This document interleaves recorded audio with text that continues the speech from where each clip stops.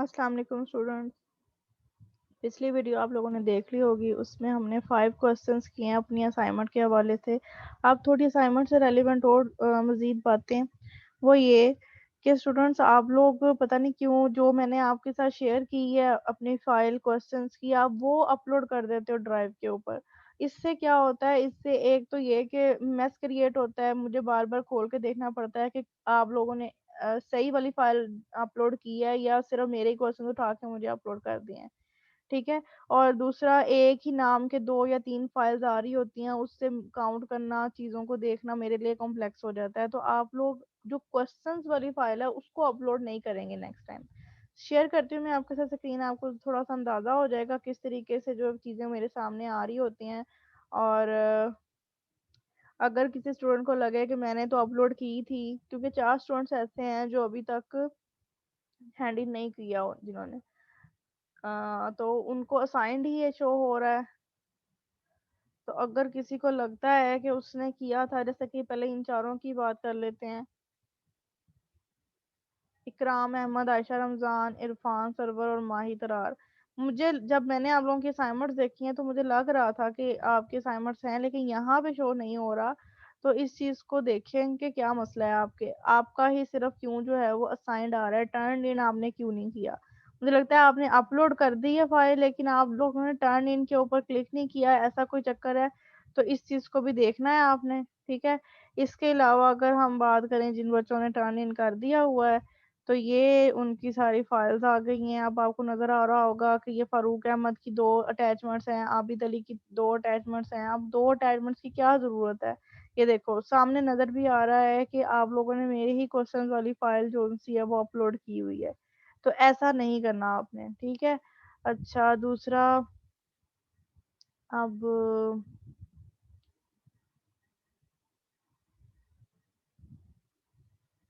ये सारा कुछ है, इसका फोल्डर भी चेक करवा देती हूँ मैं आप लोगों को।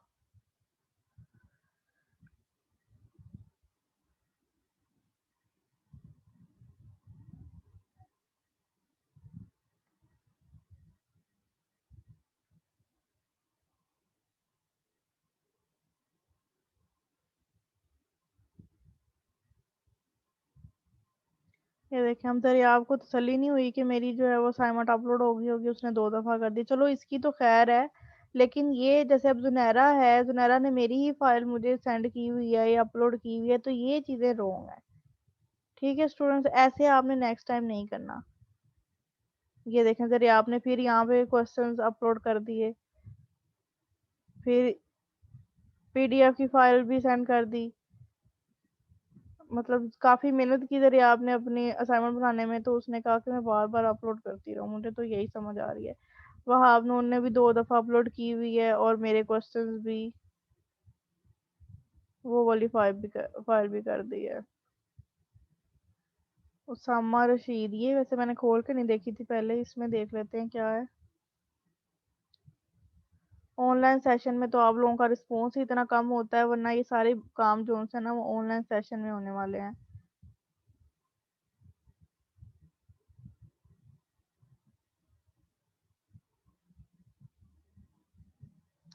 ठीक है जी, उन्होंने थोड़ा अच्छे तरीके से उसको प्रेजेंट किया है, कवर लगाया है, उसका ऊपर अपना रोल नंबर वगैरह लिखा है, और इस तरीके से जो है वो सारे कैलकुलेशंस कर दी हैं।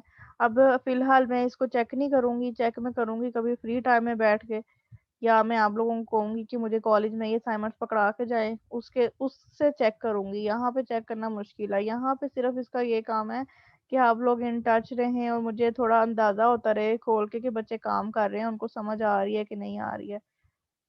तो ये मैं आपसे अपनी असाइनमेंट संभाल के रखनी है, ये मैं आपसे मंगवा सकती हूँ।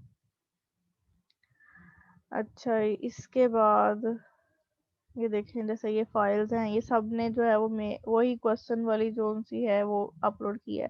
और एक ये भी कोई नमूना है हमारी क्लास में जिसने अपनी तस्वीर ही अपलोड कर दी है। इतना शौक आ रहा था तस्वीर दिखाने का, तो फिर मैंने कहा चलो फिर सबको ही दिखा देते हैं। अच्छा बच्चों, आपने मुझे कमेंट्स में बताना है कि ये है कौन, मुझे नहीं पता कि ये कौन सा स्टूडेंट है। यहाँ पे सिर्फ पिक का नेम ही है, स्टूडेंट का नेम नहीं है, तो आपने ये बताना है। अच्छा जी, नवाज अहमद हैं। तो ये सारी आपकी जो है वो फाइल्स आ गई। ज्यादातर ने पता नहीं क्यों ये क्वेश्चंस को अपलोड किया हुआ है।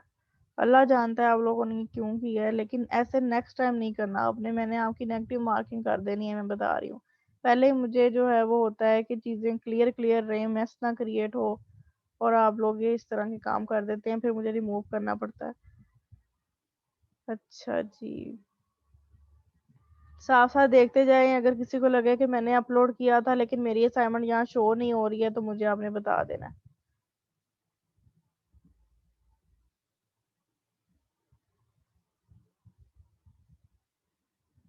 अच्छा, अब यहाँ पे स्टार्ट हो गया आप लोगों की अब दूसरी फाइल्स आना।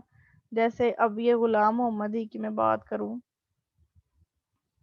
यहाँ पे गुलाम मोहम्मद की वो फाइल शो हो रही है जो कि क्वेश्चंस वाली है, और नीचे वो फाइल शो हो रही है जो आपकी सॉल्यूशन की है, ये वाली। ठीक है, तो अगर आप सिर्फ सॉल्यूशन की फाइल ही अपलोड कर दें तो कोई इसमें मुजायका नहीं है, बल्कि नेक्स्ट टाइम नेगेटिव मार्किंग होगी। जो ये दो दो फाइल्स अपलोड करते हैं, क्वेश्चंस की फाइल तो अपलोड करने का कोई जवाब ही नहीं बनता। ये अब आपकी ओरिजिनल जो है वो असाइनमेंट्स हैं, और ये फारूक अहमद इस तरह की क्या असाइनमेंट है, इसकी थोड़ी क्लियर पिक्चर ले लेते हैं आप। अगर मेरा दिल कर भी आए चेक करने को तो वो चेक ही ना हो। थोड़ा उसको अच्छे से प्रेजेंट किया करें, जब आपने उसको लिख ही लिया है तो उसको क्रॉप करके और ऑफिस लेंस को यूज किया करें। उसमें साथ ही आपकी पिक्स जो सी हैं वो एक तो क्लियर होती हैं, और पीडीएफ की फाइल में भी कन्वर्ट हो जाती है। ठीक है, तो आप लोग जब असाइनमेंट अपनी सबमिट करवाते हैं तो इन चीज़ों का भी ख्याल रखा करें।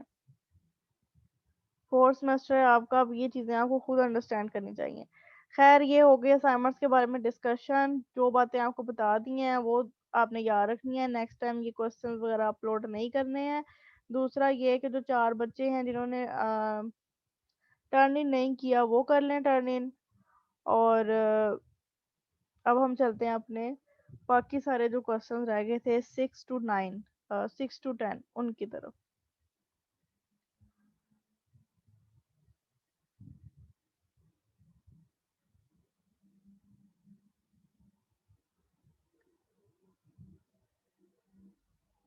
ओके जी, ये हमारे पास अब 6 क्वेश्चन है जिसके अंदर 2 लूप्स इस्तेमाल किए गए हैं। ये बहुत आसान वही वाला सारा मेथड है जिस तरह मैंने पिछली वीडियो में आपको बताया है।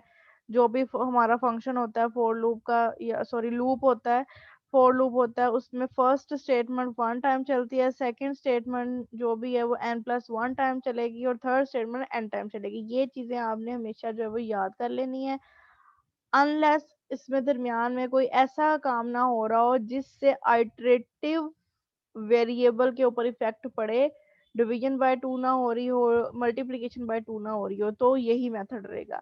अब जो चीज मैं आपको बता रही हूँ वही आपको नजर आ जाएगी सेकंड लूप के अंदर। सेकंड लूप में देखें, फर्स्ट स्टेटमेंट 1 टाइम चलेगी, सेकंड स्टेटमेंट चलनी तो ये n+1 टाइम चाहिए, लेकिन आइटरेटिव वेरिएबल इंक्रीमेंट बाय +1 नहीं हो रहा, बल्कि इंक्रीमेंट हो रहा है किस हिसाब से, मल्टीप्लाइड बाय 2 के हिसाब से।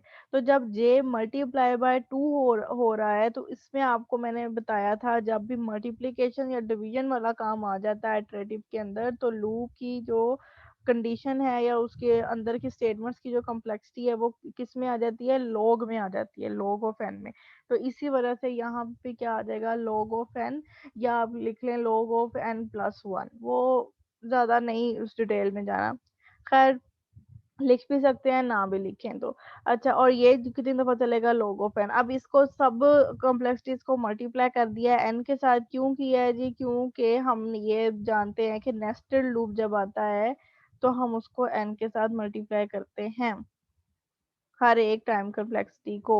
और सी आउट की स्टेटमेंट, अब जारी बात है ये भी नेस्टेड लूप की स्टेटमेंट है, तो ये भी जब जो भी इसकी कॉम्प्लेक्सिटी होगी उसको मल्टीप्लाई किया जाएगा एन के साथ। इन तीनों लाइंस की जो भी टोटल या जो भी टोटल कम्युलेटिव टाइम कॉम्प्लेक्सिटी बनती है उसको हम यहाँ पे लिख लेंगे ब्रैकेट्स के अंदर, वही पुराने वाला तरीका। सिर्फ फ़र्क कहाँ आएगा कि ये जो log n multiply by n है, तो हम इस n को पीछे लिख लेंगे, n डॉट log n लिख लें या n log n लिख लें, ये अंडरस्टूड है के दरमियान में मल्टीप्लिकेशन या डॉट ऑपरेटर ही आएगा। अब इन सबको आपस में प्लस कर लेंगे तो 3n log n plus 3n plus 1। तो फंक्शन कौन सा हमें नजर आ रहा है इसके अंदर, n log n का फंक्शन इसके अंदर यूज हो रहा है। हिंट क्या है, जब भी आइटरेटिव वेरिएबल इंक्रीमेंट या डिक्रीमेंट होता होगा मल्टीप्लाई बाय 2 या डिवीजन बाय 2 के साथ, जाहिर बात है इंक्रीमेंट में मल्टीप्लिकेशन है, डिक्रीमेंट में डिवीजन है, देन इट्स कम्प्लेक्सिटी ऑफ जो है वो डिराइव होगी एज लॉग ऑफ n के साथ। ऑफन इसलिए लिखा है क्योंकि इसमें कुछ कुछ क्वेश्चन में ऐसे होता है कि वो कट वगैरह कट होके या आगे पीछे होके उसकी टाइम कॉम्प्लेक्सिटी n या n स्क्वायर में आ जाती है, ये 1 में भी आ जाती है, वो अलग चीज है, उसके ऊपर नहीं जाना। फिलहाल सिर्फ ये याद रखना है कि जब मल्टीप्लाई बाय 2 या डिवीजन बाय 2 आता होगा आइटरेटिव वेरिएबल के साथ, तो उस फंक्शन की उस लूप की टाइम कॉम्प्लेक्सिटी log n में आएगी। 7 क्वेश्चन है, 7 क्वेश्चन में एरेज थे। एरे में क्या है जी, ये एक फंक्शन है और इसमें हमने एज अ पैरामीटर पास करवा दिए हैं जी, ए भेज दिया, अरे भेज दिया और एन भेज दिया। अब इस फंक्शन में क्या हो रहा है, फर्स्ट स्टेटमेंट क्या कर रही है, वन टाइम रन होगी जो कि एस एक वेरिएबल होगा कोई, उसको 0 के बराबर कर रही है। फॉर लूप में वही time complexity 1 n plus 1 time और n time, S is equal to S plus array का आई इंडेक्स, अरे का जो भी आई इंडेक्स होगा उसको हम एस में ऐड करके उसको कहाँ पे स्टोर करेंगे, दोबारा से वापस एस में स्टोर कर देंगे।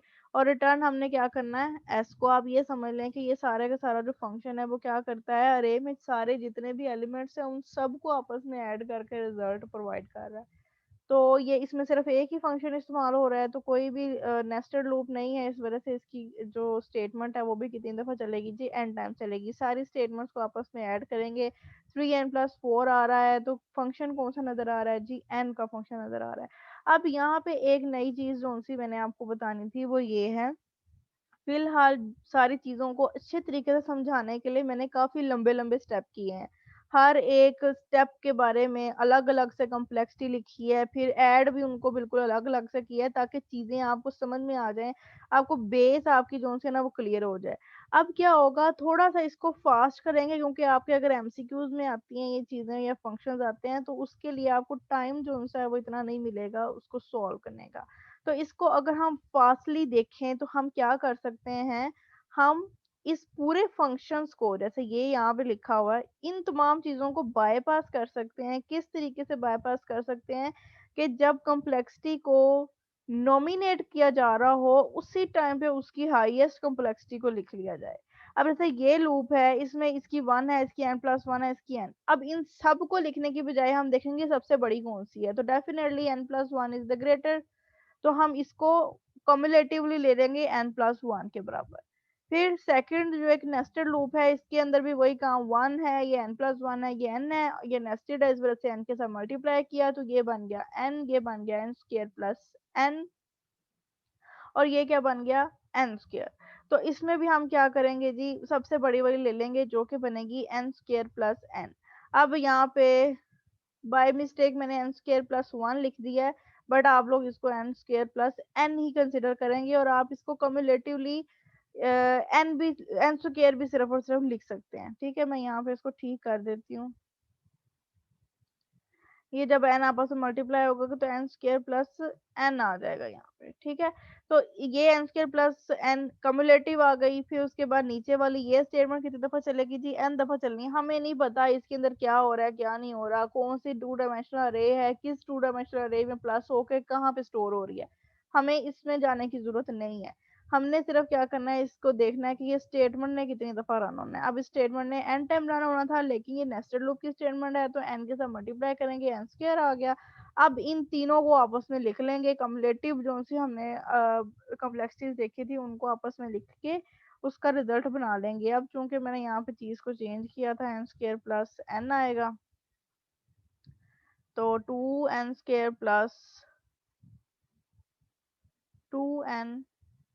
1 ये बन जाएगा जी हमारा टाइम कम्प्लेक्सिटी का फंक्शन। और इसमें जो क्वाड्रेटिक फंक्शन है वो सबसे बड़ा है, तो इसको हम कहेंगे order of N square.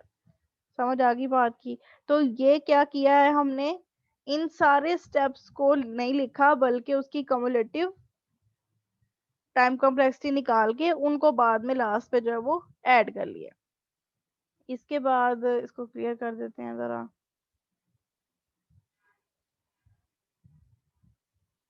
Ninth ninth question में क्या है, इसमें भी वही काम।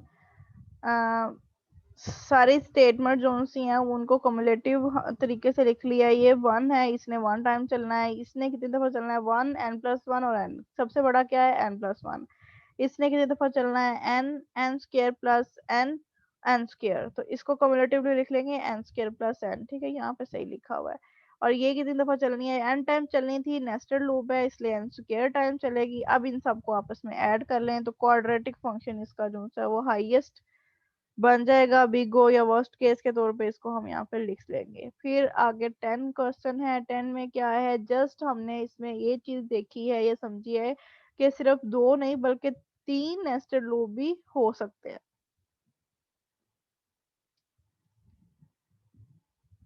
यहाँ पे ना मैंने थोड़ी सी गड़बड़ कर दी है। गड़बड़ सिर्फ ये है कि यहाँ पे फोर लूप लगाना है। ओके, अब ये फोर लूप है, इसकी बनी एन प्लस वन, दूसरे फोर लूप की एन स्क्र प्लस एन। कैसे बनी है पिछले क्वेश्चन में भी हमने देख लिया। थर्ड में जब आएगा तो ये जो स्टेटमेंट है ये नेस्टेड लूप की स्टेटमेंट है। चलनी तो ये एन टाइम्स थी, मतलब सी के अरे के अंदर हमने टू डायमेंशनल जीरो को पुट करना था। चलना इसने एन टाइम था, लेकिन ये नेस्टेड लूप की है, इस वजह से ये कितनी दफा चलेगी, दो एन टाइम मल्टीप्लाई हो जाएगी, एन स्क्र टाइम आ जाएगी। फिर ये इसका थर्ड लूप है। थर्ड लूप में क्या हो रहा है, एक के वेरिएबल है और उसके ऊपर भी सारी वही इंप्लीमेंटेशन है। फर्क सिर्फ ये आएगा, वन टाइम कम्प्लेक्सिटी को मल्टीप्लाई करेंगे एन और उसके बाद फिर एन। क्यों? क्योंकि ये एक थर्ड लेवल का नेस्टेड लूप है। ये फर्स्ट लेवल, ये सेकंड लेवल और ये थर्ड लेवल। तो थर्ड लेवल पे इसका इफेक्ट भी आएगा, एन मल्टीप्लाई होगा, इसका इफेक्ट भी आएगा, एन दो दफा मल्टीप्लाई होगा। ऐसे ही इसने एन प्लस वन टाइम चलना था, मल्टीप्लाई कर दिया, एन मल्टीप्लाई एन।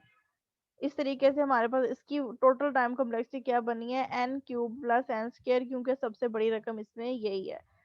ये कितनी दफा चलेगी, एन टाइम चलना था, लेकिन चूंकि ये थर्ड लेवल के नेस्टेड लूप की स्टेटमेंट है इसलिए एन मल्टीप्लाई बाय एन कितना हो गया, एन क्यूब। अब इन सबको आपस में ऐड कर लेंगे। सबसे बड़ी जो सी रकम है वो कौन सी नजर आ रही है आपको, नीचे नहीं हो रहा। सबसे जो बड़ी स्टेटमेंट है वो हमें एन क्यूब की नज़र आ रही है, तो हम कह देंगे कि इसके अंदर क्यूबिक फंक्शन यूज हो रहा है और ऑर्डर ऑफ एन क्यूब में इसकी टाइम कॉम्प्लेक्सिटी होगी या इसका वर्स्ट केस होगा। ओके स्टूडेंट्स, यहाँ पे आपकी असाइनमेंट जो सी है वो सारी डिस्कस हो गई है। अब इसके सोल्यूशन के हवाले से कोई भी मसला है, क्वेश्चन है, तो आप लोग मुझसे शेयर कर लेना, चाहे इंस्टा पे कर लेना, चाहे कमेंट्स में कर लेना। और ऑनलाइन सेशन में लाजमी तौर पे पार्टिसिपेट किया करें, टाइम से आया करें। और सिर्फ 15 मिनट तो होते हैं ऑनलाइन सेशन के, आप लोग अगर उसमें भी इस तरह से करते हैं 15 मिनट के बाद आते हैं तो उसका कोई फ़ायदा नहीं है। 15 मिनट के अंदर अंदर मैंने आप लोगों की अटेंडेंस लगा के या जो भी क्वेश्चन हैं वो सुन के बंद करना होता है उस सेशन को। इतना रिलैक्स माहौल है क्योंकि रमज़ान भी है और आप लोगों का कोर्स वगैरह भी इंशाल्लाह वाइंड अप हो जाएगा। तो इस वजह से आप जो है ना वो ऑनलाइन सेशन में ज़रूर पार्टिसिपेट किया करें। ओके, अटेंडेंस लगा दें। अल्लाह हाफिज़।